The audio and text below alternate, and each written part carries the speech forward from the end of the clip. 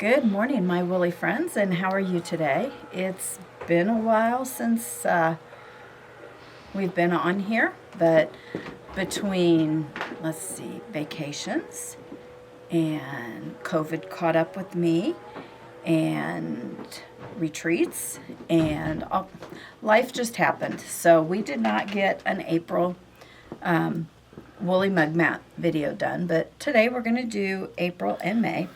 But first I want to tell you about a wool retreat that Cindy and I went to. It was in Shipshewana, and it was the Wild and Woolly Escape, and it was amazing. We sat and did nothing but wool for 3 days and shop and eat and all the good things you do when you go to Shipshewana. But the ladies there were amazing. They were very friendly, very willing to show you their massive projects they were working on. Cindy made the comment, well, I'm kind of out of my league here, but I said, no, we all do our own thing. And these gals were working on projects from Sue Spargo, Lisa Bongine. There was one that was gorgeous. She didn't have it all put together. She had everything fused on the blocks. But what made this, it's going to be a wall hanging, but what made it was the background fabric. You know, a lot of times we think of just like solid colors on your background so your wool's going to pop, but these were Tim Holtish type backgrounds, and they were gorgeous. So I went on the hunt to try to find it. Well, I found the pattern, could not find the quilt kit, so I thought, okay, I'm going to have to make my own quilt kit. Well, then I contacted the owner of the pattern, or the designer, and she said, well, it's here on the website. Well, I did not have that tab on the website. So she ended up sending me the link, and there's going to be a new quilt kit at my house soon. So that's exciting because it's kind of totally out of what people think I do. My style. There we go. I was having trouble with the words. And then it's out of your wheelhouse. Yeah, something like that. And then they had a trunk show of a gal who lives in Albion, which is about a half hour outside of Shipshewana. And she has a rug hooking shop. And Cindy and I went out there. And we both lost $200 in the store. We just don't know where it went. But we came home with some gorgeous wool, some rug hooking tools, and some patterns. So we are both venturing out on a new craft, like we need another one. But that's okay, it still has to do with wool. So I'm going to try to get her in here to do a trunk show and possibly a class. We're trying to get all those dates and times and things figured out. So be on the lookout for that. So let's get on to what you're here for, the woolly mug mats. So April was this really adorable bunny. I think this is Peter's favorite. Yeah. And the bow tie? Are you kidding me? Oh yeah. When you probably already have your kit, but you'll notice that the colors on the bunny are really close. One has a slight variation in it, and then the other one is just kind of a solid color. So you can interchange them, I think. It just depends on what you want to put where. There's a little more definition in the picture on the pattern. So this is your April. This embroidery stitch along this edge here is the fly stitch. If you were with us for Birdie's year, we went through the fly stitch many times because they use that a lot. These long stitches, those are about the only other embroidery stitches that they use in this one. So this one you should have done in time for Easter. So there is, this one was... Can you put that in front, the whole thing in front? I'm trying to think. This was our first one. So this would have been March that we did in February. You have to remember we're going to be working a month ahead. So then this one was March for April. And then we have a new one that I don't think the kits have been sent out yet. But this is May's that you're receiving in April. And this is a basket of flowers. nice spring flowers, which if you've planted any bulbs or anything, you're starting to see those blooming and making their appearance. This one and the rabbit, you'll notice that there's a lot more thicker layers. So when you go to fuse everything down, make sure before you leave your ironing area that everything is fused down. I did have some trouble with a couple of these petals that they didn't fuse down, but I caught them quick enough, so I just went ahead and stitched those down first. These are all just the blanket stitch, or you can do a whip stitch. Don't feel like you have to do the blanket stitch.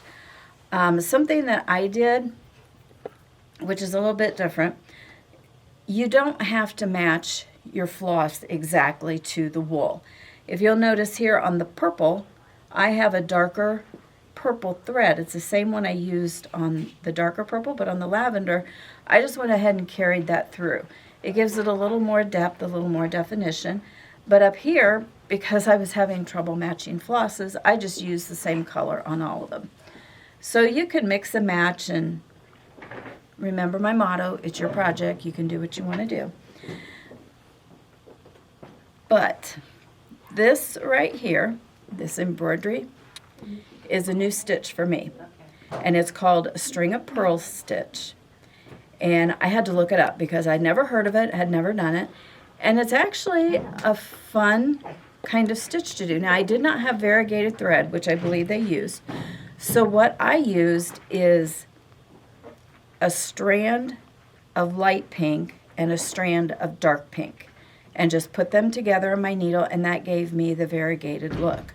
So I'm going to demonstrate how to do this. I did a couple of them this morning. They turned out really well. In your patterns, you'll notice when they talk about the embroidery stitches, they do recommend this book. This is a wonderful book. It's got just about every embroidery stitch and then some that's imaginable. And then they give you the page numbers for the stitch. And this is a page for the string of pearls. And they give you the left-handed version and the right-handed version, which is perfect because not everybody's right or left-handed. So I'm right-handed, so we're going to follow the right-handed. Cappy's got a quizzical look on her face. Everybody's either right or left-handed. Well, yeah, but I'm not left-handed, so we're going to do it the right-handed way. Okay, so as you see here, I've got a couple. This one's not as good. That was my first morning wake-up. This one is more looking like the stitch. So you're going to you're going to come up through the back of your fabric. You're going to lay your floss in a line. And then this right here is where the book says you'll be coming up at A. So then you're going to go over, you're going to have your floss looped at the bottom. You're going to go down at B, which is above the floss. And then you're going to come up at C, which is below your floss. And make sure you don't split your floss, okay? So it doesn't look like it's going to do much, but when you pull it through, you're actually creating a little knot. That's going to be the center of your pearl. Then you've got your floss drop down to the bottom. You're going to go under this little length of floss, and you're going to pull your floss through. You're going to make a small loop. You don't want to make a great big one because then it will distort. I think that's what I did here. And then for D and E, I had to remember what step we were on. No, yeah, D and E. You're going to go down outside your loop, and then you're going to come up inside your loop, and you're going to have your floss hanging down this way so that when you pull through, it's going to pull everything together and you have a pearl. So I'll do this again. This is where you've come up at A. Oops. Then you're going to go down at B. And you want to have a little bit of a length in between because it is a string. Down at B and up at C. You're going to pull through, create your knot, and then you're going to come through that short length right there. You're going to make another loop. And like I said, I try to keep them kind of small and close to your knot. And if your floss is twisting, just drop your needle and it will untwist. You bring your floss around to where it's hanging below, and you're going to go down on the outside and then up. Oops, don't go into your threads because then it can't pull together. And you may have to kind of adjust your loops in there, and then you do a whole string of those. Now they do give an alternative in the pattern, and I will encourage you to learn this new stitch. Practice on a spare piece of wool that you're not going to use for anything. It's always handy to have one of these if you're learning a new stitch you can play and it's not on your pattern. But if you really can't get the hang of it, they say you can do just a straight stitch and then do a French knot. To me, that's not a challenge. So I challenged myself to learn a new stitch. And you'll do this in the arc here at the edge, and then the green is just it's a lazy daisy stitch in between each of the pearls to be the leaf. So now you've learned a new embroidery stitch. And it's a fun one, it really is. They're all going to be kind of different. I don't know if you can see really close in the pattern. Some of these, they're not each exact. So if yours aren't all uniform, that's okay. No two pearls are alike. So don't feel bad if your pearls are different on here. So that is your May. I want to show you the kit real quick.